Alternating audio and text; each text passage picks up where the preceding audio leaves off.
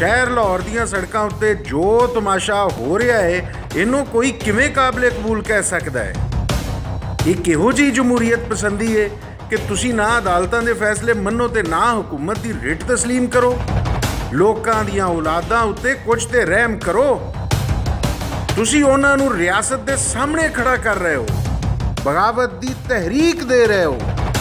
ਜਨਾਬ, ਤੁਹਾਡੇ ਆਪਣੇ ਪੁੱਤਰ ਤਾਂ ਇਸ ਰਿਆਸਤ ਨੂੰ ਆਪਣਾ ਮੁਲਕ ਵੀ ਨਹੀਂ ਮੰਨਦੇ, ਉਹ ਤਾਂ ਬਰਤਾਨੀਆ ਦੇ ਸ਼ਹਿਰੀ ਨੇ। ਇਹ ਲੋਕ ਜਿਹੜੇ ਸੜਕਾਂ ਉੱਤੇ ਜ਼ਲੀਲ ਹੋ ਰਹੇ ਨੇ, ਇਹਨਾਂ ਨੂੰ ਤਾਂ ਨੌਕਰੀ ਲੱਭੀ ਨਾ ਇੱਜ਼ਤ ਦਾ ਟੁੱਕਰ। ਮਹਿੰਗਾਈ ਦੇ ਸਤਾਏ ਹੋਏ ਲੋਕ ਤੁਹਾਡੇ ਲਈ ਸੜਕਾਂ ਉੱਤੇ ਕਿਉਂ ਆਉਣ? ਮੀਆਂ ਸਾਹਿਬ, ਆਪਣੇ ਬੱਚੇ ਲੈ ਕੇ ਆਓ, ਇਸ ਇhtਜਾਜ ਦੀ ਕਿਆਦਤ ਕਰਨ।